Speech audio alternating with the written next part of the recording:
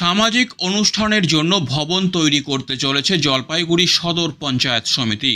এ বিষয়ে 2024-25 অ্যাকশন প্ল্যানে এই কাজ ধরা হয়েছে।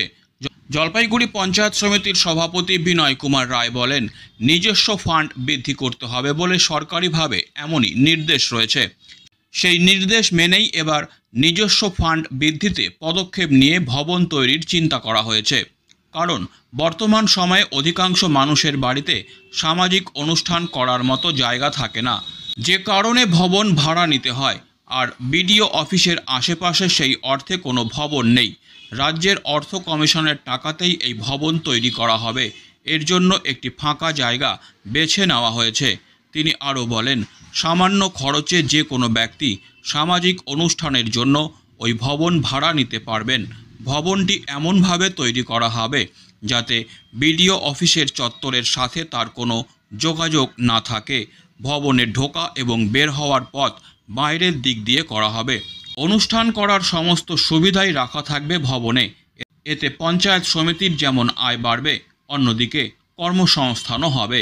কারণ ভবন রক্ষণাবেক্ষণ এবং অন্যান্য কাজের জন্য কর্মী নিয়োগ করা হবে বলে জানান বিনয় কুমার রায়।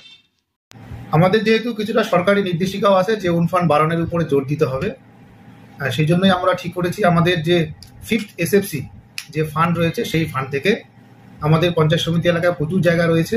একটা জায়গাকে আমরা বেছে নিয়েছি, সেখানে একটি ভবন তৈরি করা হবে এবং এই ভবনটি সর্বসাধারণের ব্যবহারের জন্য, বিভিন্ন অনুষ্ঠানের জন্য ব্যবহারের জন্য দেওয়া হবে। এতে আমাদের যেরকম পঞ্চায়েত সমিতির একটা নিজস্ব আয় বাড়বে এবং পাশাপাশি কর্মসংস্থানও হবে। আমরা এই উদ্যোগটা নিয়েছি।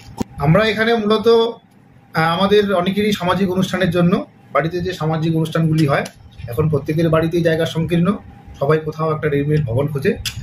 তাদের কথা চিন্তা করে এবং আমাদের নিজস্ব আয় বৃদ্ধির লক্ষ্যে আমরা করছি, যাদের প্রত্যেকের সামাজিক অনুষ্ঠান যার যেরকম করে প্রয়োজন হবে তারা সেরকম করে নিতে পারে।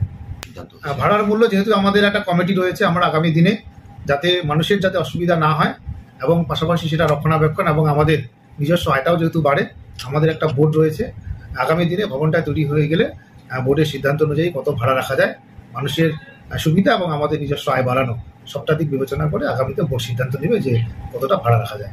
আমাদের এই 24-25 অ্যাকশন প্ল্যানেই সেটা ধরা আছে 5th SFC-তে।